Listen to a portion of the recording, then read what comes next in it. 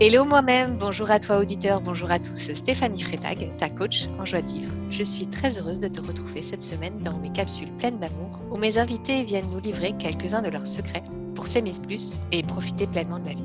Cette semaine, j'ai la joie de recevoir Anne Ferrier-Brassard, dit aussi Didou pour les amis. Bonjour Anne. Et bonjour Stéphanie et bonjour tout le monde. Anne, tu es coach, conférencière, formatrice, consultante en entrepreneuriat écologique du côté de Toulouse. Après des études en géographie rurale à la Sorbonne, tu as fait un DESS territoire et un master en urbanisme. Tu as travaillé pendant 13 ans en tant que responsable de la biodiversité et espace naturel sur le port de Marseille, où tu faisais le pont entre le monde de l'entreprise de l'aménagement et l'écologie, dans un souhait de co-création. Tu avais tout pour être heureuse et puis un jour, sur un rond-point, la vie t'a appelé à faire demi-tour.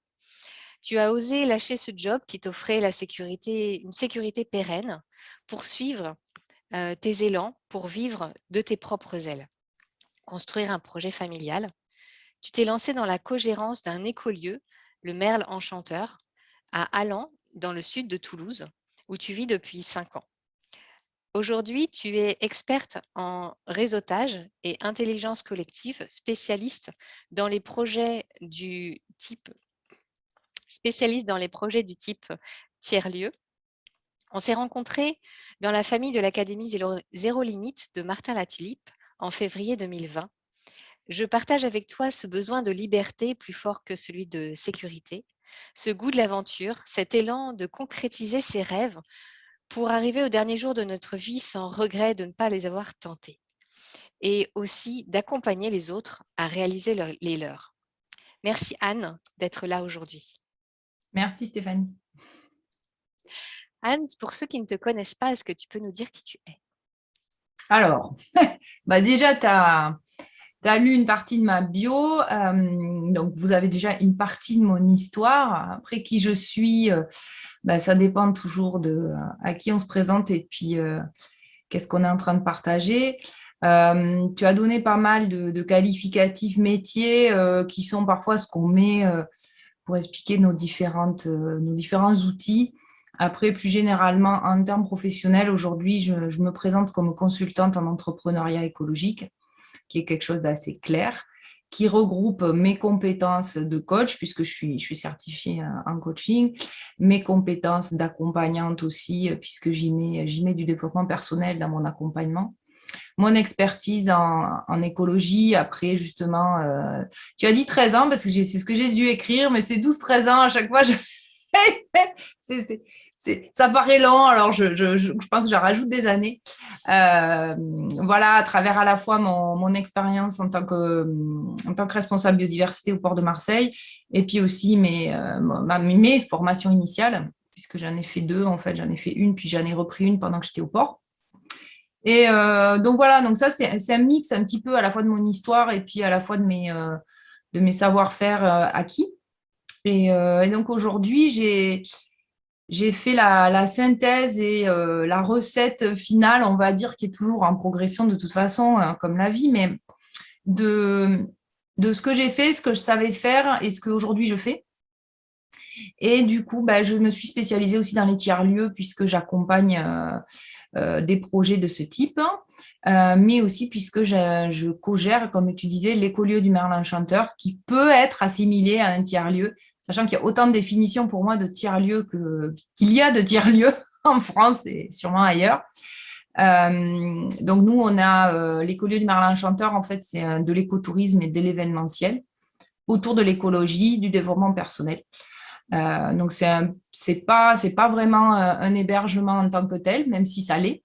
Mais c'est vraiment plus un lieu de partage. C'est pas non plus une location de salle pure et dure. Mais pareil, c'est plus moi qui suis responsable de la programmation. C'est plus moi qui m'occupe de tout ce qui est organisation et sélection des intervenants. Mais il y a une vraie sélection qui correspond à notre éthique et sous l'égide de l'association Ma Bonne Étoile. Voilà, donc comme je pense pas mal de de ceux qui nous écoutent et puis certainement de ton parcours. Je suis pluriactive, j'ai différentes cartes. Donc, qui je suis aussi maman, on en parlait en intro, de 2 filles nées toutes les deux le 14 octobre. Voilà, 5 ans d'écart. Écoute, je pourrais dire tellement de choses. Voilà, on peut dire plein de choses en fonction de qui on est. Mais je peux peut-être m'arrêter là aujourd'hui dans le cadre de ton, de ton public et puis de ton propos du jour.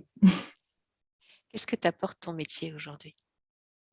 Alors, ce que m'apporte mon métier aujourd'hui, c'est de travailler avec les gens que je kiffe.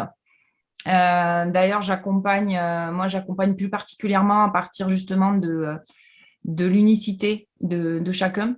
C'est-à-dire que j'accompagne le projet pour qu'il corresponde au maximum à ce qu'est la personne, à sa personnalité, à son unicité. C'est-à-dire que j'utilise des outils très courants, mais je les personnalise, c'est-à-dire que moi, je peux pas, j'aime le collectif, c'est pour ça que je fais du co-développement, mais pour moi, l'accompagnement individuel est incontournable. Les formations en ligne, notamment, mais pas que, mais de groupes qu'on connaît toutes les deux, pour moi, ne se suffisent pas. Ce sont des bonnes bases, mais ça ne suffit pas pour porter un projet, le faire aboutir surtout. Donc moi, ce qui me plaît, c'est voilà, travailler avec des gens que je choisis, qui me choisissent, que ce soit mes clients, que ce soit mes partenaires aussi, puisqu'à l'Écolieu, voilà, on a toute une équipe de labels étoiles qui viennent soit pour les journées portes ouvertes, soit pour des stages, etc., qui nous suivent depuis plusieurs années, certains, qui sont des fidèles partenaires. Des partenaires aussi dans le cadre d'Inspire the Change. Alors souvent, les partenaires se retrouvent dans les deux, à la fois à l'Écolieu et à la fois dans mon accompagnement. Savoir que comme toi, je fais des interviews. Donc là, je viens de lancer ma chaîne YouTube. Et en fait, ce qui me plaît aussi, c'est de pouvoir transmettre des beaux messages de tous ces gens que j'ai rencontrés depuis plusieurs années, que je continue à rencontrer. Mon grand kiff, c'est la rencontre humaine, la richesse humaine et ce que peuvent partager les gens comme messages qui font du bien à l'homme et à la planète. Et donc, j'ai eu à cœur, en fait, d'interviewer ces personnes. Je me suis dit, mais je me régale à discuter avec. Ça serait dommage que d'autres n'en profitent pas. Et donc, j'ai commencé à faire des interviews. Et puis, je me suis dit, les gens vont certainement avoir envie de leur poser des questions, travailler avec eux, d'interagir. Et du coup, j'ai proposé, là, j'ai une 30 interviews de ma première saison, on va dire, entre guillemets, mon premier élan. Et j'ai 22 ateliers l'année prochaine qui commencent en janvier. Et je suis super contente de ça aussi, parce que ça va permettre vraiment de co-créer, de faire des choses à plusieurs, même si l'approche individuelle est aussi importante pour moi. Donc, c'est ça que je kiffe. Ce que je kiffe aussi, c'est de pouvoir travailler depuis chez moi. Même si ce n'est pas évident tous les jours, on en parlait tout à l'heure, parce que travailler depuis chez soi, ça veut dire arriver aussi à ne pas s'occuper de gérer la maison le jour où on est censé travailler, parce que quand on part au bureau, c'est beaucoup plus simple de ne pas mélanger vie perso et vie professionnelle et de rester, on va dire, comme on dit, focus. Voilà, mais ça, c'est un plaisir de voir, voilà, moi, je vis au milieu de 4 hectares et demi de forêt, de champs, et ça, c'est le bonheur. Voilà, de collaborer avec mon mari aussi, ça, c'est quelque chose que je kiffe. Même si, pareil, il y a des ajustements à faire, etc. Mais je trouve qu'on a trouvé un bon équilibre de leadership sur l'Écolieu. Lui, il ne travaille pas avec moi sur Inspire the Change, mais il travaille voilà, avec moi sur l'Écolieu. Et je trouve qu'il y a un bel équilibre de compétences et de mise en œuvre. Voilà. Merci. Pourquoi Didou? Pourquoi Didou? Parce que c'était un de mes ex-petits amis quand j'étais en classe prépa littéraire, je précise, parce que les maths et moi, c'est passé, on n'est pas hyper copains, même si j'y travaille. Et en fait, c'était l'époque où on commençait à arriver les emails. Et il m'a dit, il faudrait que tu te crées une boîte, etc. Mais c'est mieux d'avoir un pseudo, comme ça. Bon.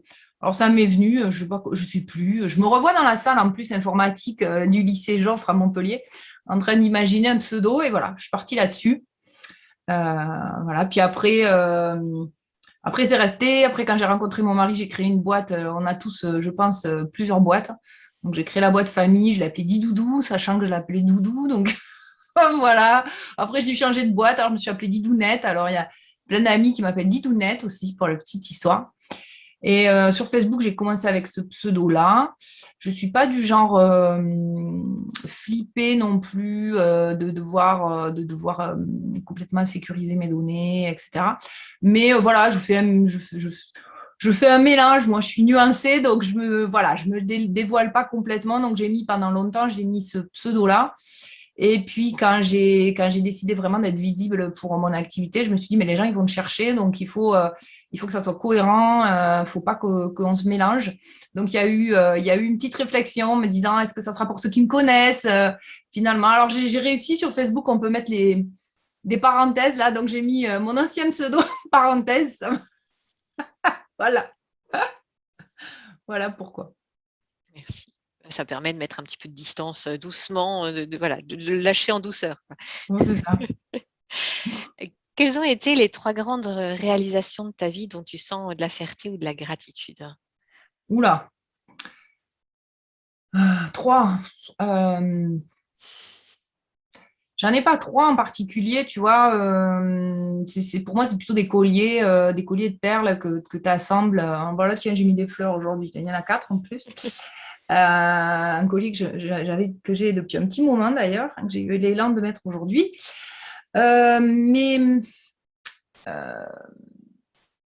le parcours en développement personnel que j'ai fait sur moi, que j'ai commencé il y a quasiment 20 ans. Voilà, cet appel-là, quand je regarde dans le rétroviseur, je vois comment j'ai avancé, comment j'ai lâché plein de choses, comment j'ai aussi préparé un terreau pour mes filles, en me délestant de beaucoup de pierres, en délestant le sac, ça leur fait un sac moins lourd pour elles.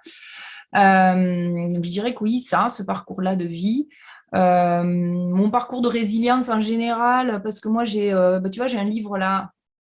Hop! Ah! Le miroir dans la caméra, c'est toujours un truc.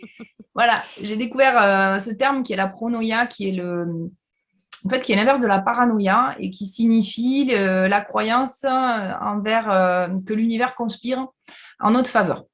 Donc, j'ai toujours été comme ça. Donc, je pense que l'être humain a une forte capacité de résilience en général, enfin, à tout court, une capacité de résilience.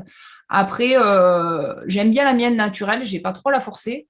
Après, j'estime qu'on a chacun les expériences qu'on est capable de traverser. Donc, je pense qu'on peut tous avoir justement ces fameuses joies ou réussites, comme tu les appelles, ou gratitude. Qu'est-ce que je pourrais dire? Mes enfants aussi, même si c'est pas évident tous les jours parce que j'aimerais être maman parfaite, entrepreneur parfaite, maman, épouse parfaite et ça rentre pas dans 24 heures. C'est un peu un challenge pour moi que de développer notre activité, et aussi profiter de nos filles qui grandissent. Et une fois que c'est passé ça. On ne peut pas faire retour en arrière. Donc ça, je commence à trouver un équilibre. Je commence à être contente de ça. Après, c'est vrai que quand on démarre une activité, il y a toujours beaucoup plus de travail qu'après. Enfin, en tout cas, c'est pas le même. Donc, je dirais que je suis contente de ça. Je suis contente d'avoir osé quitter. Ça, je regrette pas une seule minute quand j'ouvre les volets tous les matins. Je suis tellement heureuse. En plus, avec la crise, le Covid Bing Bang. Pareil, je suis ni pro ni anti. J'estime que je ne m'y connais pas assez pour avoir une posture là-dessus. Mais en tout cas, ce que je sais, c'est que j'aurais mal vécu le bureau avec un masque toute la journée, les collègues. Ça, franchement, je suis super contente d'avoir quitté les bureaux avant ça. Voilà. Après, le parcours aussi, avec mon mari, ça fait combien 18 ans qu'on est ensemble et pareil, c'est un parcours. Donc, je suis contente de voir comment on avance tous les deux avec ce qui nous traverse individuellement et en couple. Et voilà, donc c'est ce qui, en gros, c'est vraiment la croissance personnelle dont on peut faire preuve, mais en tout cas dont j'ai fait preuve qui me réjouit. Et puis aussi, le travail que j'ai fait, qui est lié à ce développement personnel, à cette connaissance de soi, c'est-à-dire que plus on se connaît, plus justement quand on porte un projet entrepreneurial, on est capable, pour moi, de poser des bonnes fondations, de le faire se déployer, etc. Et là, aujourd'hui, je vois comment grâce à la connaissance que j'ai de moi, réussi à poser une offre d'accompagnement qui est vraiment précise, c'est-à-dire que, voilà, je le dis aujourd'hui, c'est au terme d'un process de plusieurs années que je sais ce que je vaux, que je sais ce que j'offre, que je sais en quoi je suis bonne, etc. Et résultat des courses, ben, j'attire juste des clients géniaux. Et je dis, je ne peux pas illustrer mieux que mon accompagnement qui dit, je vous accompagne à trouver les clients que vous allez kiffer, quoi, et qui vont vous kiffer. Parce qu'en fait, voilà, j'ai juste des clients, des clientes plus particulièrement, mais pas que, mais en ce moment des clientes dont je kiffe les projets, que je kiffe d'accompagner. Tu vois, la semaine dernière, j'étais même invitée à déjeuner, j'ai eu un super repas par ma cliente. Enfin bref, donc je dis, mais ne pas rêver mieux, je suis vraiment très, très heureuse de ça, quoi. Merci. Est-ce que ta sensibilité a été une difficulté dans ta vie? Alors, vaste sujet. Pourquoi? Parce que l'hypersensibilité, la zèbre-attitude, les HP, les surdoués, les multipotentiels, en fait, tous ces termes-là m'ont parlé à un moment, jusqu'à encore très récemment. Je pense que j'ai des caractéristiques, enfin, j'ai toutes les caractéristiques qui permettraient de cocher ça, sauf que j'ai la chance d'avoir une thérapeute qui est à la fois une ouverture, une connexion à différents plans et qui a à la fois tellement les pieds sur terre et qui a à la fois un recul de dingue et qui m'a permis de me rendre compte que beaucoup de la sensibilité, alors attention, ça va faire agir, je pense que je vais dire, mais voilà, on pourra en parler longtemps. Hein. Donc, moi, je suis une apôtre de la nuance, donc ne vous emballez pas sur ce que je vais dire, mais en tout cas, ou emballez-vous, mais voilà, on pourra en parler. L'hypersensibilité, la sensibilité très accrue, etc., en tout cas, quand elle fait souffrir, quand elle met en difficulté, c'est globalement, moi je l'ai compris récemment, des névroses non réglées. Et donc l'histoire de dire je suis hypersensible et je m'assume complètement et je peux exprimer mes émotions à fond en faisant devant tout le monde, pour moi, c'est pas forcément juste. Hein. Tu vois, comme le gamin qui, dans le supermarché, met bien cette image, je pète une crise, tu vois, oui, mais non. Enfin, on est quand même en société. Voilà, ça ne veut pas dire se cadenasser, ça n'a rien à voir. Euh, voilà, donc en tout cas, moi, c'est ce que j'ai aujourd'hui où j'en suis. Il y a des bouquins qui m'ont éclairé. Un bouquin dont j'ai déjà parlé en interview qui s'appelle Petit guide à l'usage des gens intelligents qui ne se trouvent pas très doués, qui m'avait énormément parlé. Puis j'en ai parlé récemment avec ma thérapeute. Elle me dit, mais c'est des livres qui peuvent en fait parler à tout le monde finalement. Et ça m'a fait penser à ce qu'on appelle le méta, j'ai plus le terme, mais en tout cas, quand je me suis formée au coaching, c'est le métalangage, je crois. En tout cas, c'est ce qu'on peut appeler la langue de bois, qui sont des outils qu'on utilise, qui, moi, me fascinent je sais d'ailleurs que toi, tu es dans ces thématiques-là en ce moment, en éloquence, qui sont que tu pourrais convaincre avec éloquence et avec des mots qui parlent n'importe qui d'un truc à la base où il est contre, ou fondamentalement dans ses tripes, il est contre. Il y a un film là-dessus qui m'avait fasciné. Et donc, je me suis rendu compte que beaucoup de livres sur ces sujets-là nous parlent, nous raisonnent, ils disent « Oh là là, moi je suis ça, moi je suis ça ». Je ne suis pas si sûre. C'est peut-être juste en fait des choses qui parlent à tout le monde où on dit ah mais oui mais c'est bien sûr mais elle a raison, elle a tout compris. Il faut creuser plus que ça. Voilà. Après oui j'ai ma sensibilité. Je pense que tous les êtres humains en ont une. Je perçois des choses. Dans ce que j'ai affiné la connaissance de moi, clairement oui.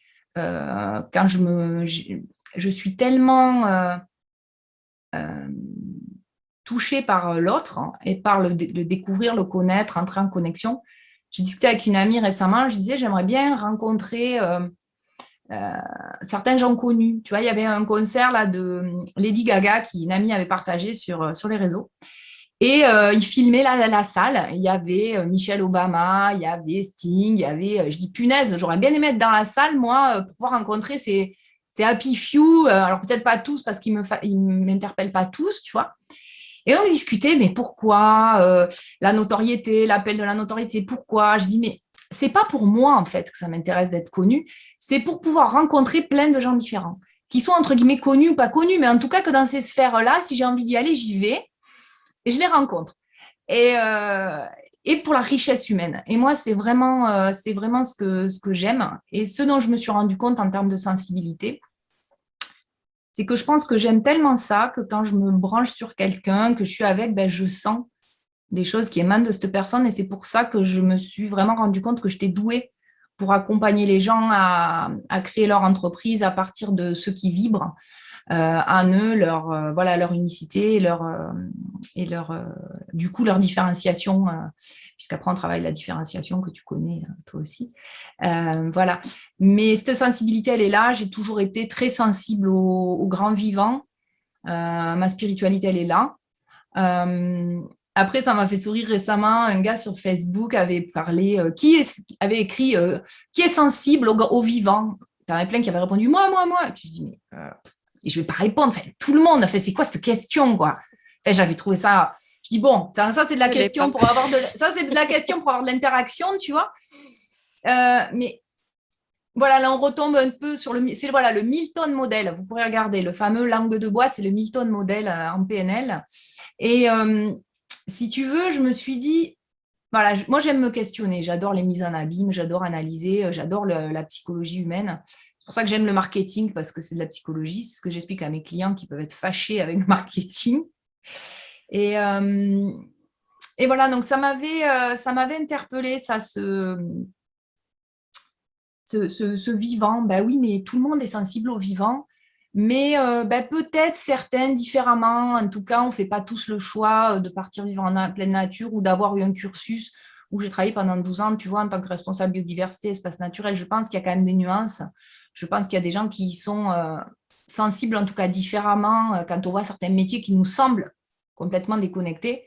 Mais pour autant, on est quand même tous des êtres vivants, on est tous issus du même endroit, on finit tous poussière et mangés par les vers. Donc, voilà, la sensibilité, voilà pourquoi pour moi, c'est un vaste sujet. Mais en tout cas, mes sensibilités, mais à moi, elles sont dans voilà, l'être humain, sa profondeur, sa richesse, sa diversité, le fait qu'on fait tellement plus de choses à plusieurs.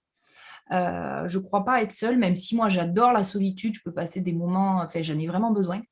Mais par contre, j'adore créer en équipe.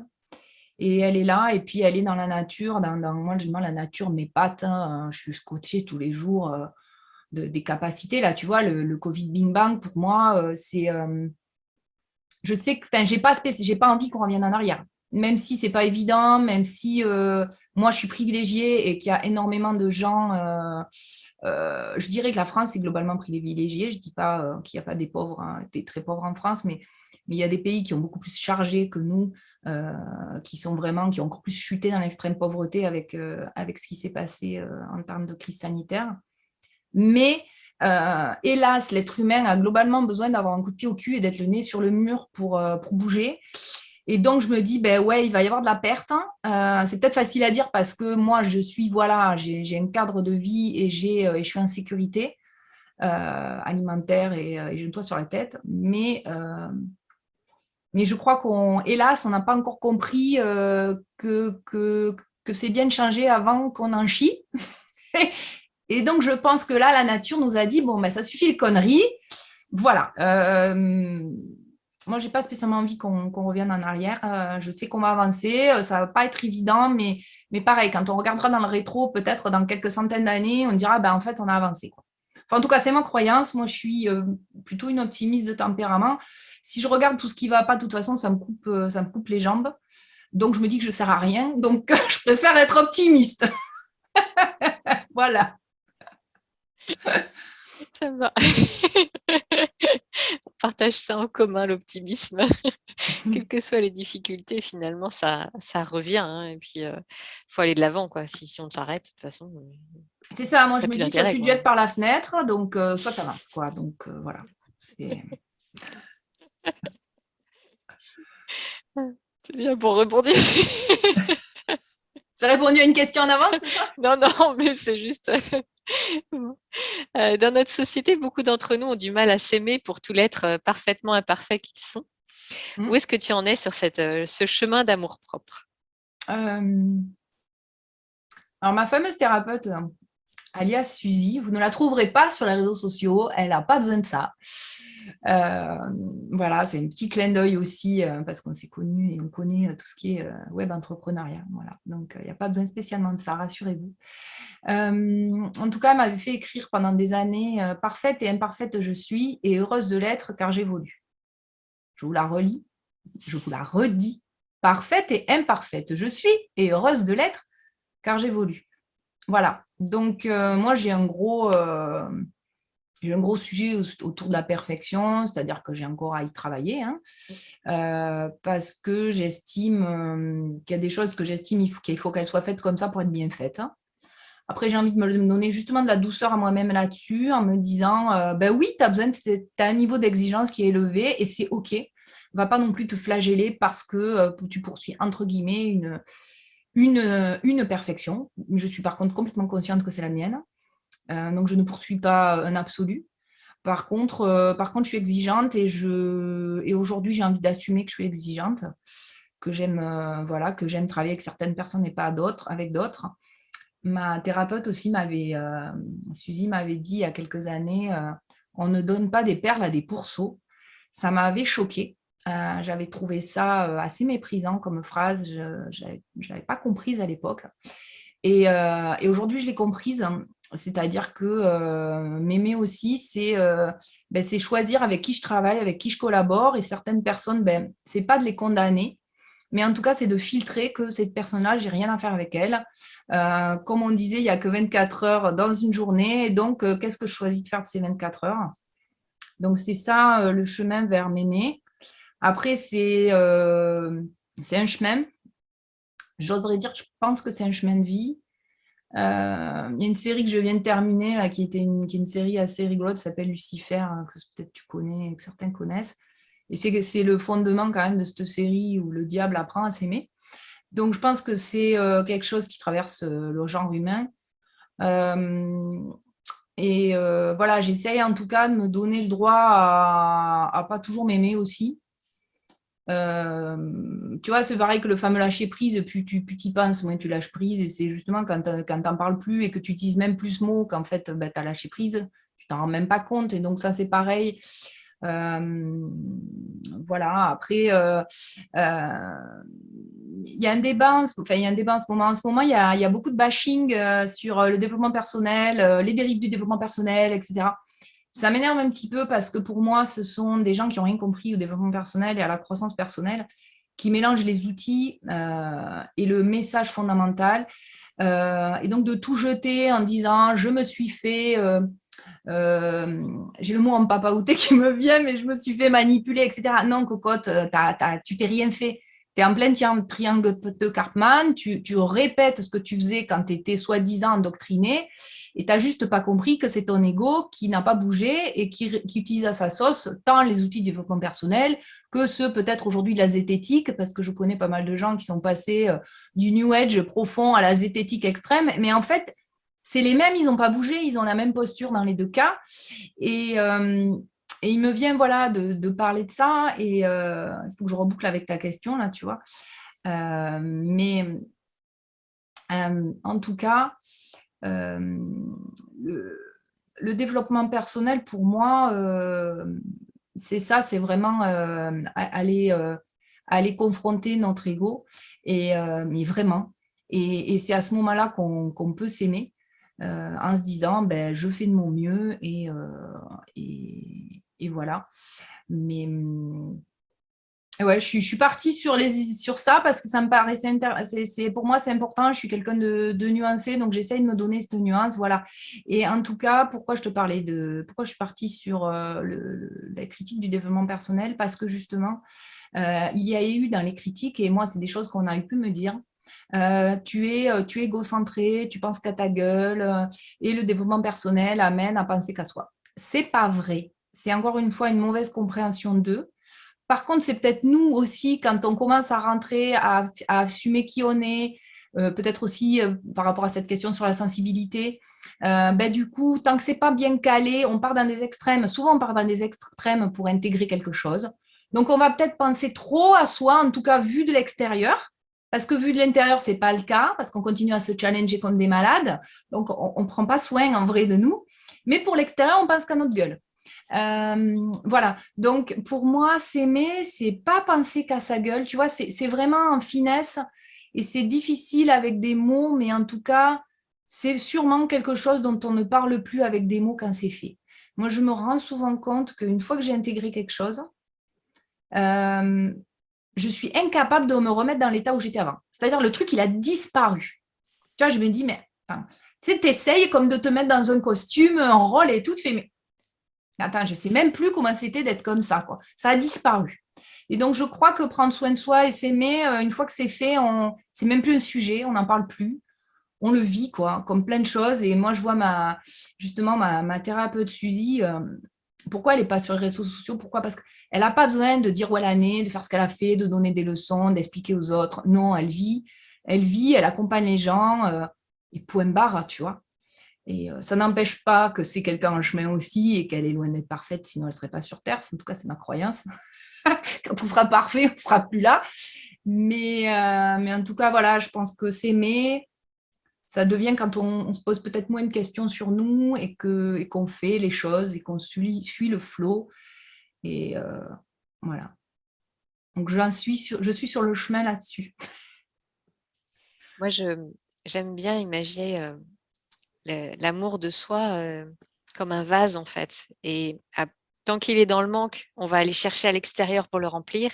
Et à partir du moment où on arrive à trouver un moyen pour le remplir nous-mêmes, il remplit, remplit, remplit, il déborde et il déborde forcément sur les autres.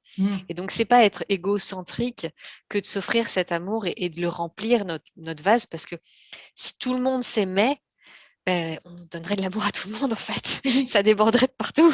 Ouais, c'est une jolie Et image là. voilà, c'est ça. Et pareil pour les enfants, quand on ne peut pas élever notre enfant si à l'intérieur de nous c'est vide, sinon notre enfant va venir combler ce vide. Et donc, c'est pas son rôle. Par contre, quand on sait s'offrir ce qu'il faut, ben, on déborde sur nos enfants et là, c'est chouette, quoi. Et c'est des beaux moments. Oui, c'est une belle image. Est-ce qu'il y a un moment dans ta vie où tu as senti un changement, où tu t'es choisi, où tu as fait ce chemin? Alors, il y avait ton rond-point, je pense qu'a été une grande étape. Et est-ce que ça a été un moment précis ou ça s'est fait en continu? Ça s'est plutôt fait en continu. Après, je dirais que je crois que je me suis toujours choisie parce que j'ai toujours eu cette quête de me connaître, de mieux me connaître, mieux me comprendre pour mieux vivre pas mal de choses. Donc, je pense que je me suis toujours choisie. Tu vois, on faisait un jeu avec mon beau-père là pendant les vacances et mes filles qui s'appelle Totem, qui est un jeu assez sympa. Et dans les cartes, en fait, vous pourrez regarder ce petit jeu. On choisit des animaux et puis des qualités pour ces animaux. Et après, tu as ton totem. Et donc, c'est les autres qui les battent à partir de la personne dont on fabrique le totem.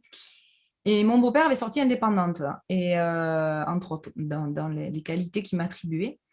Et je pense que tu vois, ça m'y fait penser parce que j'ai toujours eu ça. Je pense que j'ai toujours pensé à moi, mais à ce qui me faisait envie, à ce que j'avais envie de faire, à ce qui me plaisait. Je me souviens, j'ai fait des études assez longues, de même parce que ça me plaisait, mais aussi parce que j'avais envie d'avoir un confort de vie.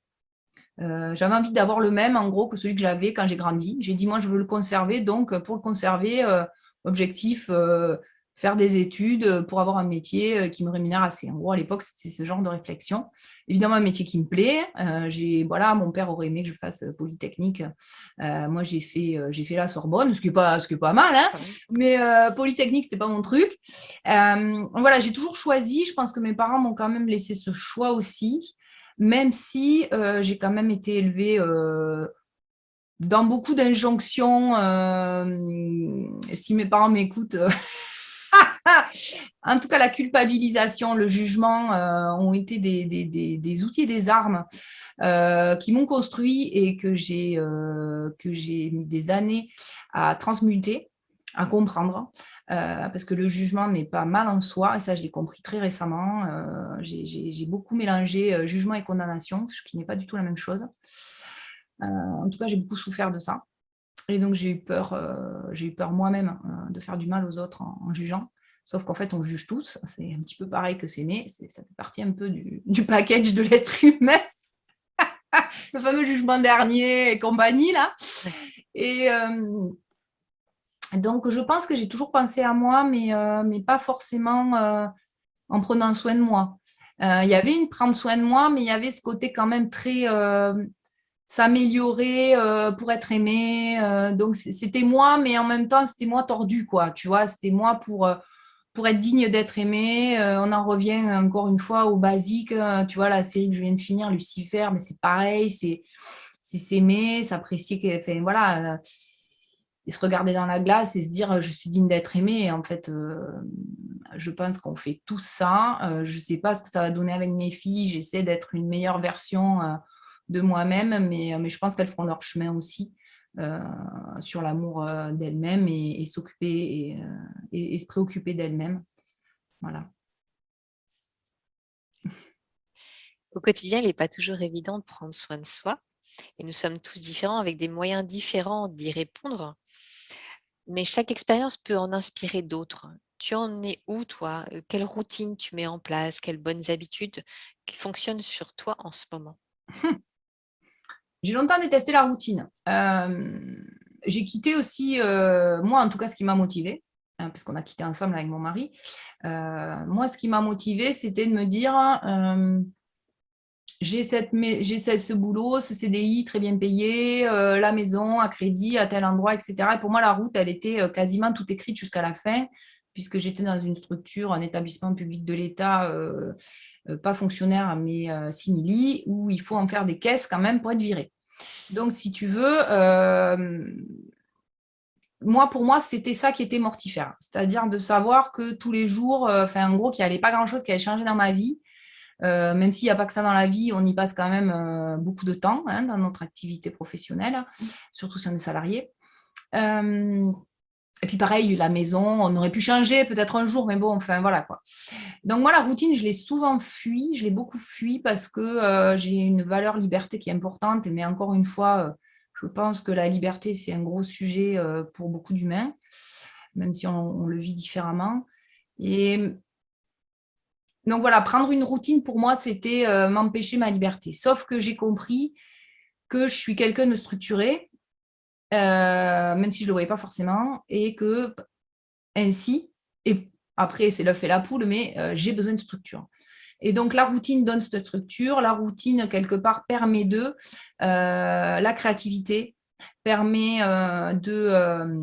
comme si tu veux, les peintres qui sont tous passés par des écoles pour ensuite déconstruire, comme le cadre d'un tableau, comme tu as derrière toi, comme le cadre éducatif des enfants, où c'est pas parce que tu mets du cadre que tu les empêches justement d'être créatifs.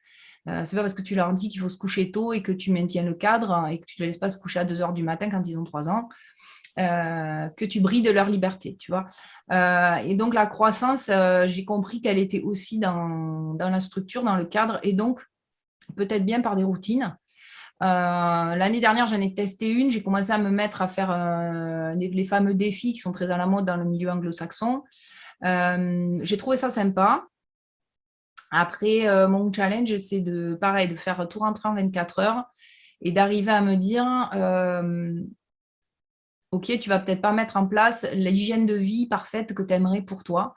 Par exemple, j'ai énormément de livres formidables que j'aimerais lire, sauf que ce genre de bouquins, tu ne les lis pas dans ton lit le soir. Que je me suis régale aussi à regarder des super séries psychologiques parce que comme j'adore la psycho, pour moi, l'arrivée des séries, je m'éclate. Je trouve ça j'apprécie beaucoup plus les séries que les films parce qu'on peut creuser les personnages, on peut approfondir et moi, je kiffe ça. Donc forcément, quand tu regardes une série, tu lis pas un roman. Voilà, il me faudrait 10 vies. J'ai du mal à comprendre les gens qui s'ennuient, franchement. Et donc là, actuellement, j'ai voulu, pendant un moment, arriver à me lever tôt. J'ai un petit peu lu Miracle Morning, j'ai vite compris ce que c'était. Mais là, pour le coup, autant à un moment, je pense qu'il est important de se dire, allez, j'y vais, de se sortir un petit peu de sa zone de confort que j'appelle inconfortable pour mettre en place quelque chose. Autant là, pour ce coup-là, je sentais qu'il fallait que ça vienne, que ça vienne tout seul et que c'était pas en me forçant à mettre en place une hygiène de vie qu'elle allait se mettre. Et donc, j'ai réussi là, récemment, ça y est, je me réveille tôt sans forcer. Donc ça, c'est chouette. Enfin, je me réveille tôt. Mon mari est un lève-tôt, contrairement à moi, donc c'est lui qui s'occupe du matin avec les enfants. Voilà, donc ça me permettait de rester un petit peu plus au lit. Mais du coup, ben forcément, comme on disait, journée n'a que 24 heures. Donc, si tu veux mettre du sport, en l'occurrence, ce qui m'importait à mettre dans ma vie, puisque je travaille quand même beaucoup, beaucoup avec ma tête, et ben, c'était problématique. Parce que si tu commences à faire du sport à 9h30, que tu finis à 11h, tu as la moitié de la journée qui est pliée. Voilà. Et donc là, ça y est, c'est en train de se mettre en place tout seul. Et puis de me dire aussi, ben, et de la douceur envers toi-même sur ces routines, mets-en une en place une après l'autre. Et ben, peut-être qu'actuellement, tu n'arrives pas à mettre la lecture au quotidien parce que tu es en développement de ton activité et que tu vois, là, j'ai mon site web en cours de bouclage. Et ben, c'est focus là-dessus. Et si je me mets à lire mes bouquins d'écologie profonde et qui sont pour moi fondamentaux, eh ben, je ne finis pas mon site web. Donc, à un moment, je suis bien obligée de trier. Je suis bien obligée de faire des choix. Et là, j'ai décidé cette semaine de m'inscrire dans une salle de sport à côté de chez moi. Pour le coup, je pense que je vais pouvoir le tenir parce que je ne suis plus salariée. Donc, je peux clairement y aller après avoir déposé mes filles à l'école. Donc, voilà, mon projet, c'est de… Là, ça y est, c'est tout frais, hein, puisque j'arrive à me lever tôt, de moi prendre la place du matin, amener les enfants à l'école et puis partir sur du sport. Et du coup, c'est une routine, tu vois, qui me plaît, qui me structure et je sens qu'il va me faire du bien. Rendez-vous dans quelques mois, hein, pour me demander si je l'ai tenu. Voilà. Après, je ne suis pas spécialement fan des bonnes résolutions de début d'année, tu vois. Moi, c'est pas… Voilà, c'est un peu toute l'année que je me dis, bon, alors… et puis, je laisse mûrir le truc. Tu vois, ça fait plusieurs mois que j'y pense. L'année dernière, j'ai fait ce défi. C'était pas mûr, etc. Et là, ça y est, je sens que c'est en train de se mettre en place. Donc, c'est chouette. Mais c'est vrai que moi, j'ai une fâcheuse tendance à tout vouloir faire avancer de front.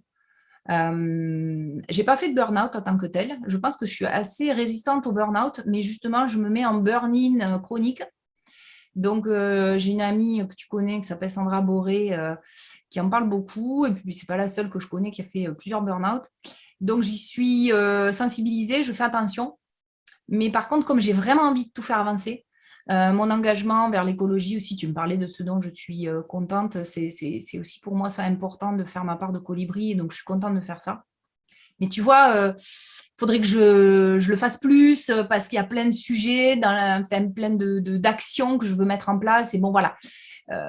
Donc, c'est work in progress sur les routines. En tout cas, voilà, mettre une au fur et à mesure, je pense que c'est la clé. Mais calmer ce je veux tout faire en même temps. Moi, c'est un vrai challenge chez moi, quoi. Voilà. Peut-être mettre en place une routine de justement une chose après l'autre. Ouais. La routine de la routine, tu vois. C'est clair. Avec les PPP, hein, le plus petit pas possible, hein, tranquille. Ouais, c'est ça. Pas trop rapide. Nous ne pouvons pas plaire à tout le monde et avec la visibilité ou la notoriété, nous sommes parfois la cible de critiques en plus grand nombre. Comment tu gères ça? Comment tu vis ça tout en cultivant ton estime de toi? Ça reboucle un petit peu sur ce que je te disais tout à l'heure. Je me suis posé la question de la notoriété. Je ne suis pas, hein, pour moi encore, même s'il y a des gens, ça me fait plaisir quand je vois que ma com fonctionne, notamment pour le Merlin Chanteur. On me dit, mais oui, je te suis et tout. Machin. Je dis, ah bon, ok, bon, très bien. Et je me dis comment sont ces gens très connus, tu vois, ou les gens, là, par exemple, justement, l'acteur de Lucifer, là, qui a un nombre de fans pas possible. Je me dis, je pense qu'à la fois, ils s'en rendent compte, à la fois, eux, ils n'ont pas changé, ils sont qui ils sont, ça leur tombe un peu sur le coin de la gueule, voilà. Tu vois, j'ai une amie, Alice Cara, qui a été très connue et qui m'a dit, je l'ai vécu, ces gens qui sont derrière la porte, qui attendent, et qui, quand te voient, ils sont là, oh là là, ils sont tout. Elle me dit, je ne le veux pas, je le veux plus, quoi. J'ai dit, mais je ne crois pas que je cherche ça. J'ai juste envie d'être connue pour que mon message, que mes accompagnements, que je puisse aider de plus en plus de projets qui font du bien à l'homme et à la planète à sortir. Apporter des voix aussi, à faire connaître des gens qui sont géniaux. Tu vois, là, j'ai interviewé Patrick Vivray, que vous pouvez retrouver sur ma chaîne YouTube. c'est quelqu'un qui n'est pas sur les réseaux sociaux, c'est quelqu'un qui n'est pas... C'est un homme qui a 75 ans, qui est un philosophe mais formidable, mais d'une profondeur, d'une humanité. Enfin, c'est une pépite, ce gars. Mais il n'est pas connu. J'ai pas eu des vues de folie, bon, parce que ma chaîne n'est pas encore très connue aussi, mais si tu veux, quand je serai justement connue, je me dis, mais ces gens-là qui sont juste géniaux, qui eux ne maîtrisent pas tous ces trucs-là, tu vois, ils passent sur France Culture, ils passent sur... Bon, c'est très bien, il est connu, si tu veux, hein, il a sa page Wikipédia, vous pourrez aller voir, c'est un gars très connu dans le milieu. Mais moi, j'ai envie de encore plus faire connaître ces voix qui sont, pour moi, fondamentales et qui font que si on les entend, si on les intègre, si on chemine avec, ben, l'être humain ira mieux et donc l'être humain sortira de la prédation envers la planète et envers l'être humain aussi, l'autre être humain. Et donc voilà, moi, la notoriété, ça me permettrait ça, tu vois, de vraiment, je me sens investie de ça, de faire connaître des gens. Et justement, j'en parlais avec Alice l'autre jour, j'ai dit, je crois que je vais être connue pour être une espèce de Oprah, tu vois.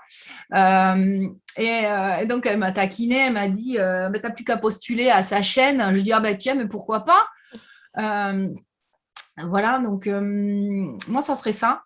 Après, c'est vrai que là où j'ai pu me battre ma coupe, en tout cas me flageller, c'est parce que justement, dans ce fameux jugement et la fameuse condamnation, il y a des gens qui ont des postures qui me gênent profondément, qui me choquent et qui me font réagir, notamment dans tout ce qui est l'accompagnement à l'entrepreneuriat.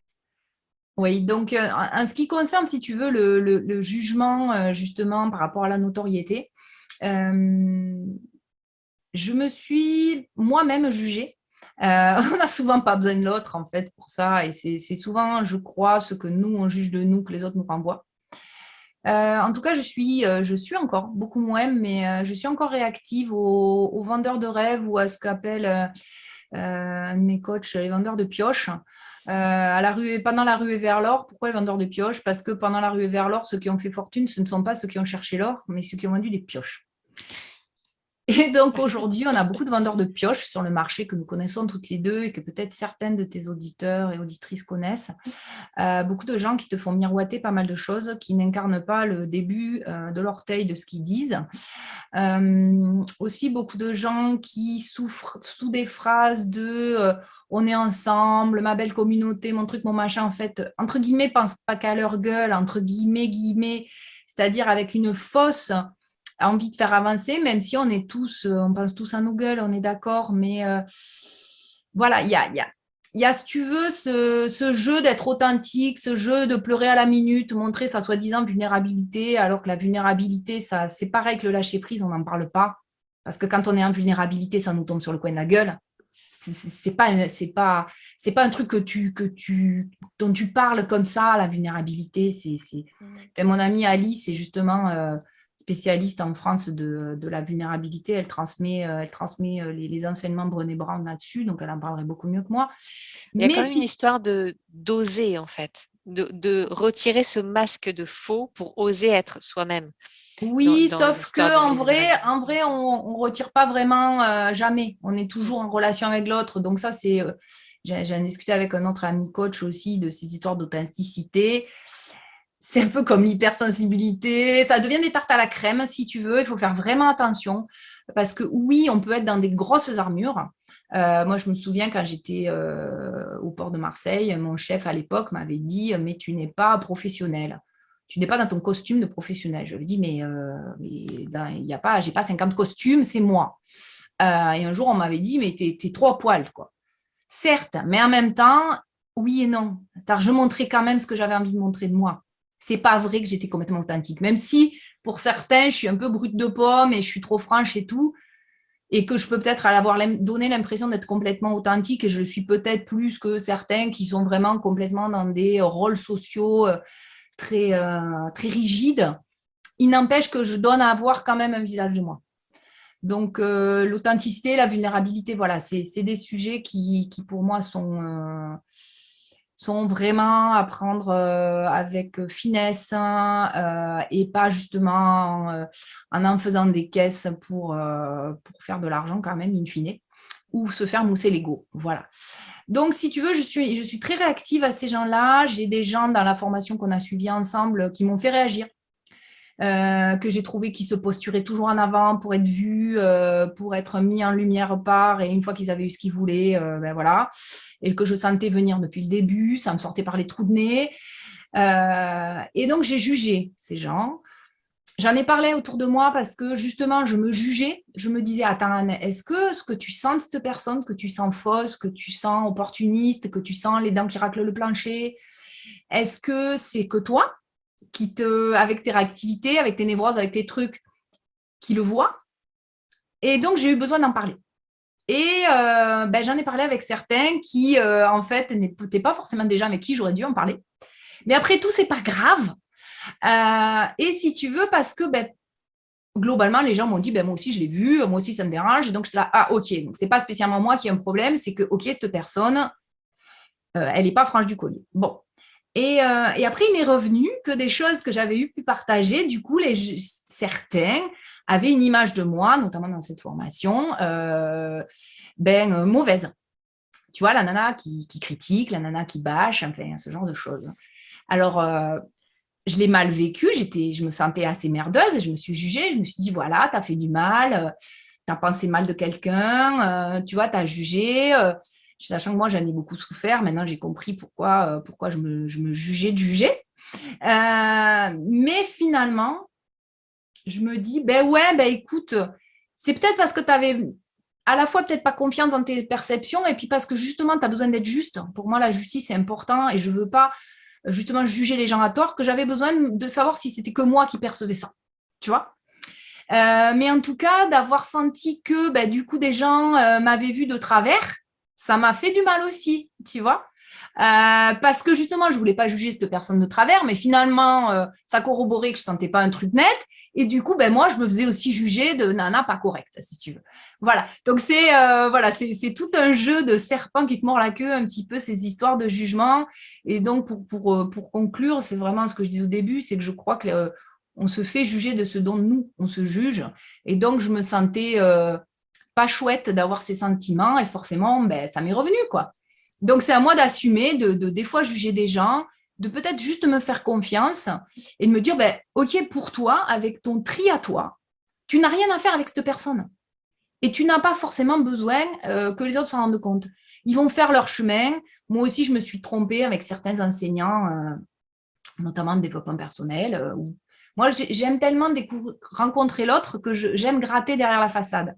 Pas pour faire la concierge, mais pour vraiment rentrer en profondeur dans ce que transmet l'autre. Et donc, forcément, ben, il y a des gens où quand j'ai gratté, j'ai dit, ben, en fait, c'est du fake, c'est de la façade et derrière, c'est pas aligné pour un cachou. Même si on n'est pas tous alignés à 100%, on est complètement, voilà, je me dis, c'est pas de dire on n'est pas des bouddhas. Mais, mais voilà, et de me dire, ben, ok, c'est ton tri. C'est ton tri, tu n'as pas forcément besoin de le dire aux autres parce qu'ils feront leur chemin et que la déception, la découverte, ça fait partie de la construction de soi. Mais on en revient à s'aimer, on en revient à tes questions d'avance et de se dire, ben, ok, j'ai été jugée de juger, ok, bon, ben, c'est pas grave, tu continues ton chemin, tu avances et tu co-crées avec les gens qui te correspondent, avec qui tu kiffes, avec qui tu es en phase. Et d'avoir été jugé d'eux, ben, ça t'a fait du tri aussi. De dire, OK, si les gens se sont arrêtés au jugement de toi comme ça, ben, peut-être tu n'as rien à faire avec. Et voilà. Donc, je fais partie d'un mastermind d'entrepreneuses que j'ai co-créé avec d'autres femmes. On a appelé la concerie. Et la base, c'est le soutien.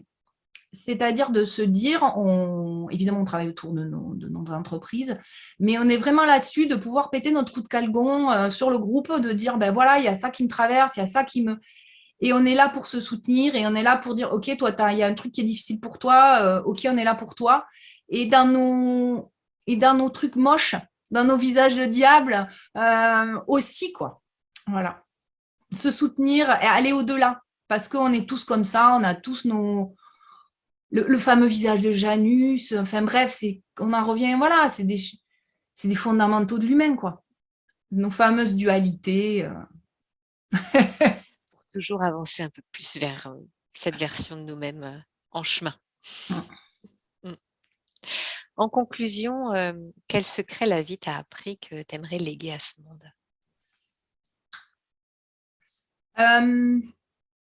Tu peux répéter ta question? C'est pas un sketch des inconnus, ça? Attends, je te la refais. Vous pouvez répéter la question?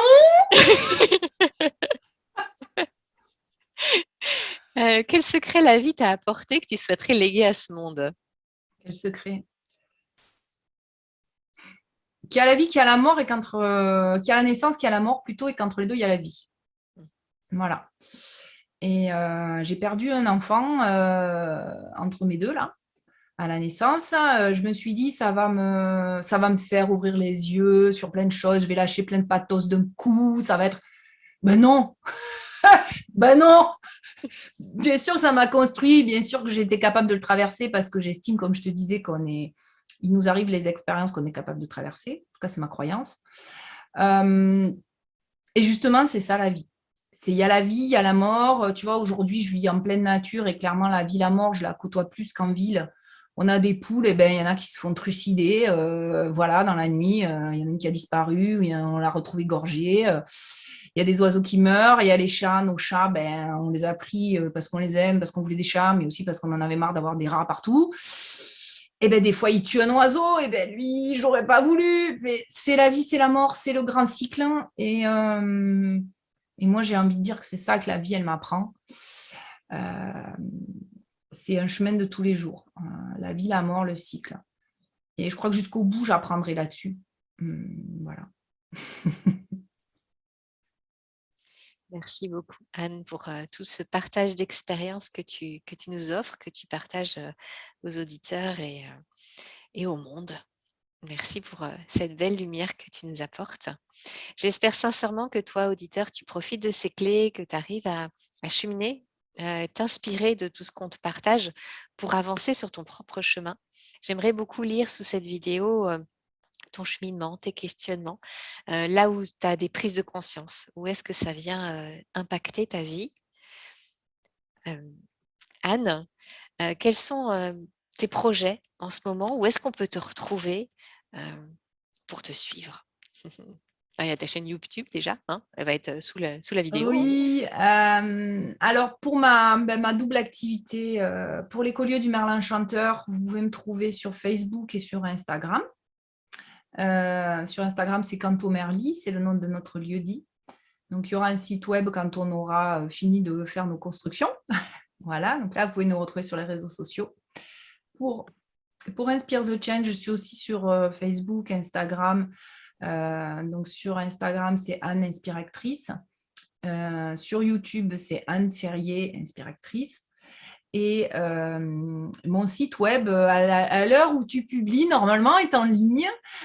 Donc, c'est www.anne-inspire.fr. Vous trouverez dessus la description de mes accompagnements, la description, un lien vers justement ce que c'est que l'écolieu. Et il a mis du temps à sortir parce que je veux parler de tout, parce que j'essaye de bien le dire, que ça soit clair, que les ponts soient correctement faits, que justement les gens s'y retrouvent. Donc, vous pourrez dessus retrouver aussi les liens vers les interviews. Et puis, ce que je vous disais au début, c'est que voilà, les gens que je rencontre, pour moi, c'est des gens qui ont vraiment à offrir, qui peuvent aider des gens sur le chemin. Donc, j'ai à cœur que les gens puissent en profiter. Donc, j'ai des ateliers en ligne qui ont commencé, qui ont commencé, ça dépend à quelle date vous écouterez, en janvier 2022.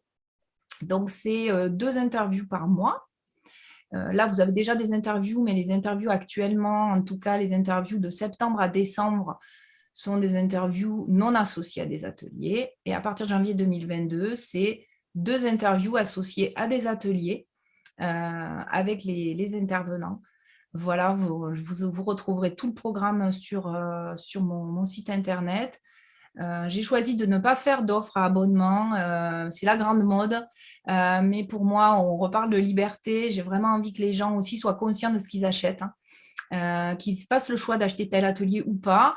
Alors, évidemment, comme partout, Quand on en achète plusieurs, ben, c'est moins cher. Bon, ben, voilà, tant qu'à faire, on fonctionne tous comme ça. On trouve que c'est toujours plus sympa. Puis moi, ça me soutient aussi de se dire, ben, tiens, je vais acheter, je vais lui en acheter plusieurs.